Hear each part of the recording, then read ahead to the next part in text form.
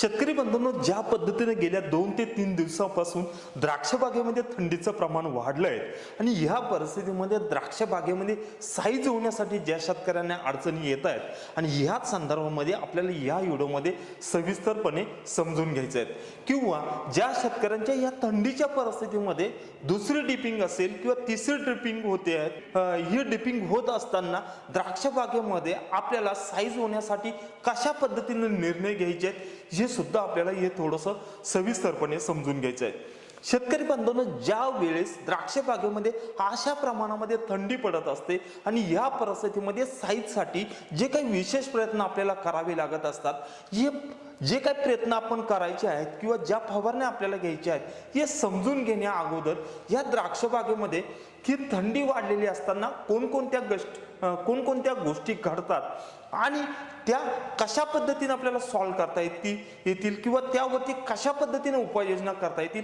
हे थोडंसं आपल्याला समजणं सोपं जाईल।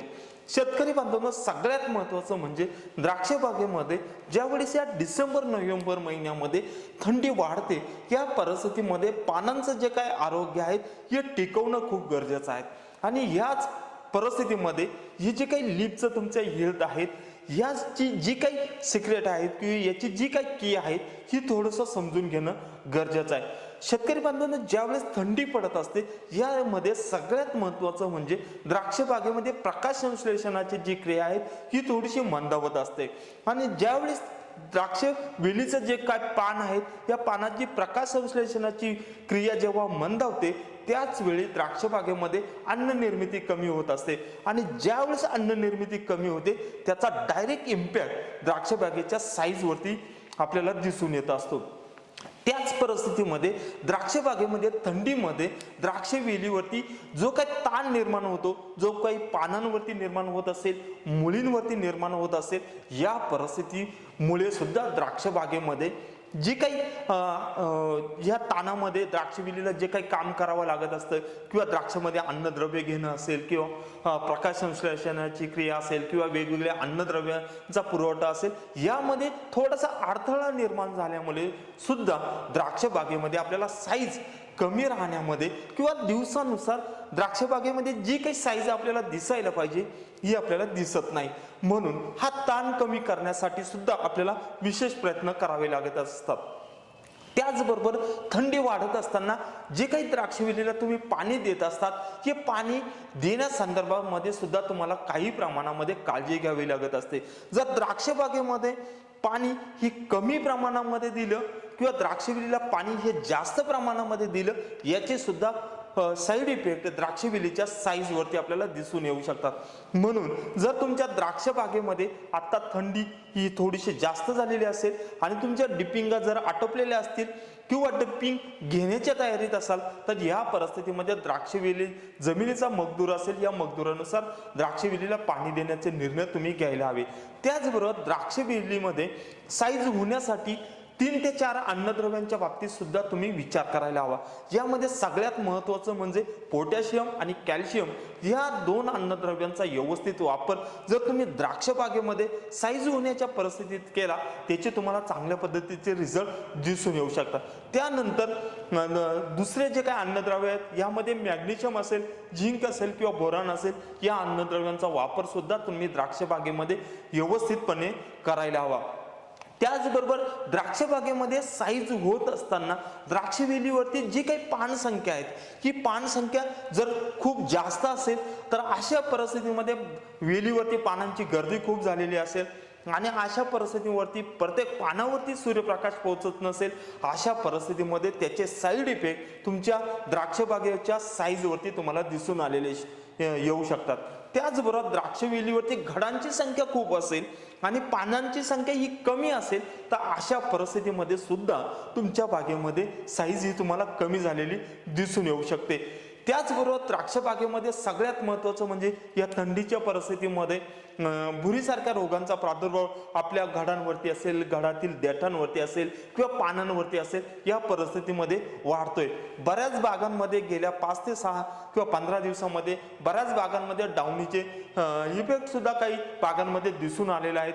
मग अशा परिस्थितीमध्ये सुद्धा त्याचा इनडायरेक्टली परिणाम तुमच्या द्राक्ष बागेवरती साईजवरती होण्यावरती दिसून येतो.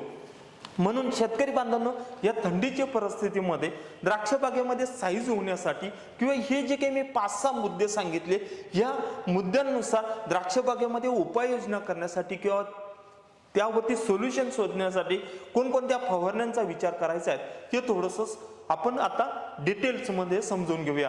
शेतकरी बांधवांनो, सगळ्यात महत्त्वाचं म्हणजे थंडीमध्ये पानांनी व्यवस्थित काम करण्यासाठी यामध्ये मॅग्नेशियम सल्फेट 500 ग्रॅम, स्टीमफ्लेक्स 200 लिटर पाण्याला 300 ते 400 ml, त्याबरोबर झिंक सल्फेट 250 ग्रॅम आणि युरिया 200 ग्रॅम आणि त्याचबरोबर सायट्रिक ॲसिड 40 ग्रॅम ही जर फवारणी तुम्ही या थंडीच्या परिस्थितीमध्ये घेतली, त्याचे तुम्हाला खूप चांगल्या पद्धतीचे रिझल्ट द्राक्ष बागेमध्ये दिसून येऊ शकतात. त्याचबरोबर द्राक्ष बागेमध्ये या थंडीच्या परिस्थितीमध्ये थोडीशी ताणाखाली गेलेली असेल, थोडंसं ताण वाटत असेल, तर या परिस्थितीमध्ये तुम्ही मॅग्नेशियम सल्फेट 500 ग्रॅम, स्टीमफ्लेक्स 200 लिटर पाण्याला 300 ते 400 ml, त्याबरोबर सिलिकॉन 300 ते 400 ml या पद्धतीची एखादी फवारणी तुम्ही द्राक्ष बागेमध्ये घेऊ शकता. याचे सुद्धा तुम्हाला खूप चांगल्या पद्धतीचे रिझल्ट आलेले दिसतील.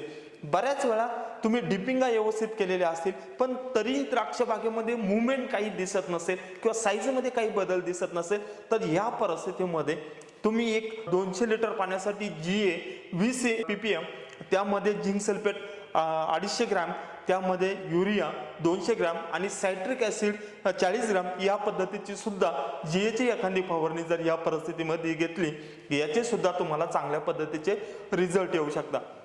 त्याचबरोबर शेतकरी बांधवांनो, द्राक्ष बागेमध्ये ह्या परिस्थितीमध्ये जमीन जर थोडीशी हलकी असेल, या परिस्थितीमध्ये थोडं सकाळच्या वेळेस द्राक्ष बागेला जर पाणी दिलं तर याचे सुद्धा तुम्हाला रिझल्ट चांगल्या पद्धतीच्या साईजमध्ये दिसून येऊ शकतात. फक्त या पाण्याबरोबर तुम्ही 13-0-45 असेल किंवा कॅल्शियम नायट्रेट असेल, याचा एकरी 4 ते 5 किलोचा डोस करू शकता.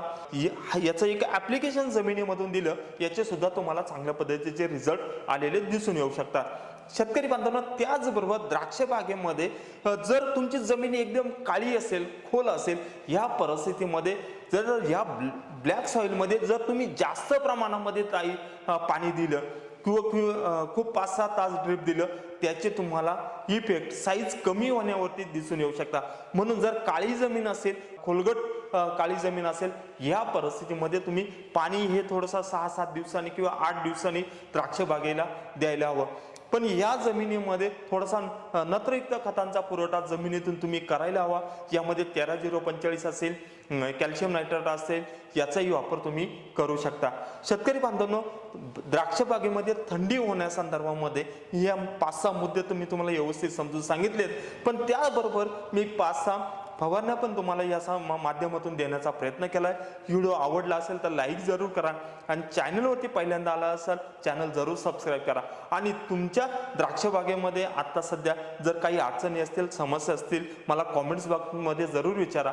त्यावरती मी तुम्हाला एक व्यवस्थित व्हिडिओ देण्याचा प्रयत्न करेल. नमस्कार.